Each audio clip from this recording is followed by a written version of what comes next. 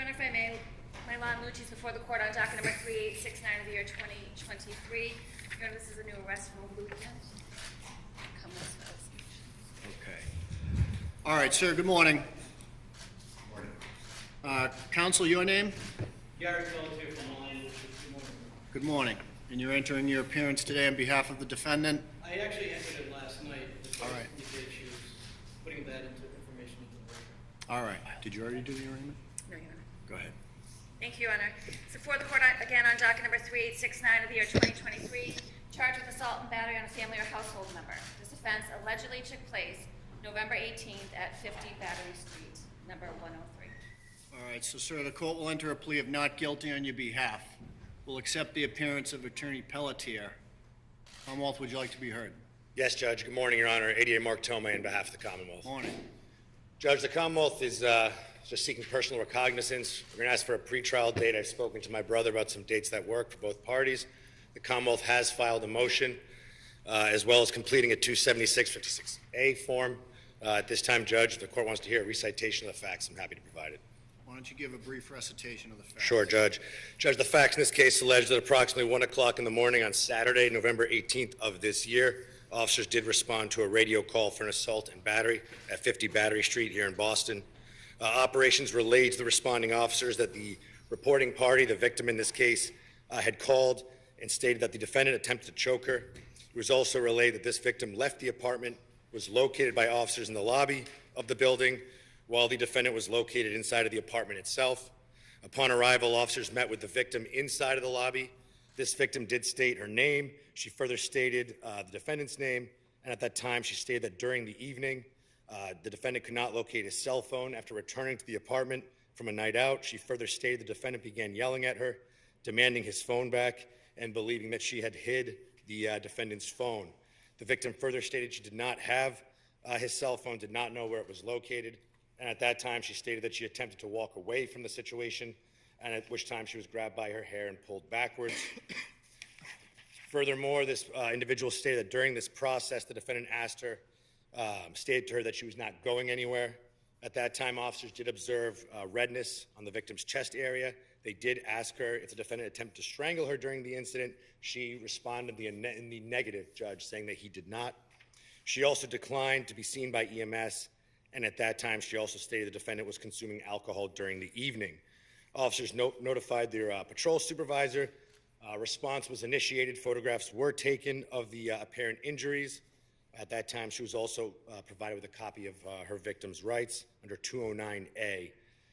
At that time, officers remained with the victim while additional officers who responded went to speak with the defendant, and prior to doing so, a check was done for any orders or warrants. There were none. Furthermore, officers proceeded to the apartment. They made contact with the defendant. He appeared intoxicated when he answered the door. He stated to officers that nothing had happened, and he did not attempt to provide any explanation at that time.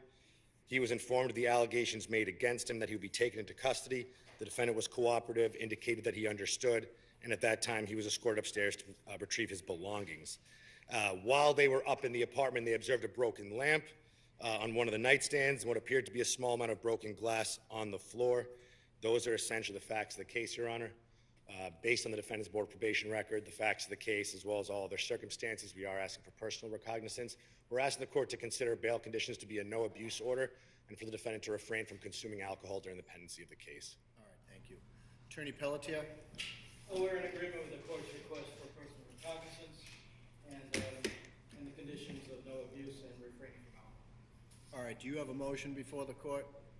I do, Your Honor. I filed a motion for us to have an unredacted version of the police report. I believe there are some redactions in there. All right, Commonwealth, any position on that? No objection to that motion, Judge. All right, I'm going to allow that motion. Commonwealth, you have a motion as well. That's correct, Your Honor. I provided that motion to the court. It has to be heard at sidebar if the court wants an explanation on it, but I do believe we provide our reasoning on the face of the report, but I'm happy to speak at sidebar. Well, why don't I do this? I'll allow the motion without prejudice. All Thank right, you, Judge. At this time. So it'll be a personal recognizance. Those conditions of release will be in effect during the pendency of the case. No abuse of the complaining witness, and the defendant is ordered to refrain from alcohol during the pendency of the case. Now, you set a date for pretrial, correct? Correct, Judge. All right. What date would you like, Attorney Pelletier? Either January 19th or 26th, whatever works best for the court. All right, why don't we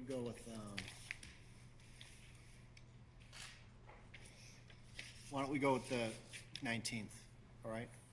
January 19th for pretrial hearing. Thank you, Judge. Thank you, Madam Clerk. All right, thank you.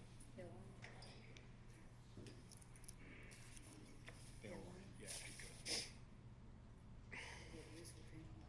Exactly.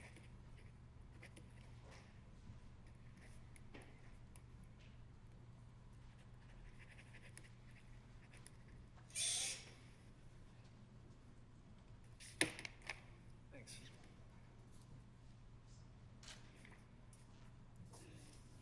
Milan Lucic, docket number 3869 of the year 2023.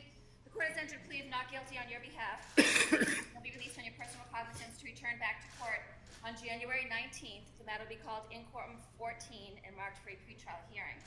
As conditions of your release, you are to be rearrested during the pendency of this case, or you pick up any new offenses. Your bail could be revoked and you could be held for up to 90 days. You're also not to abuse the alleged victim, and you are to refrain from alcohol during the pendency of this case. Allegations of domestic abuse were filed and facts were found sufficient. The Commonwealth's motion to impound or redact confidential information has been allowed. The defendant's motion to release an unredacted police narrative has also been allowed. Your Honor, would the court waive Mr. Lucic's presence in the next court date? Any position on that, Commonwealth? No, Your Honor, it's a relatively short date. That's fine with the Commonwealth. How about if he appears virtually via Zoom? All right? Okay, that's fine. We'll give him instructions about how to do that. The docket reflect that you may appear via Zoom on January 19th. Thank you. All right, thank you. Thank you, everyone. Thank you, Your Honor. Thank you, Mr. Lucci.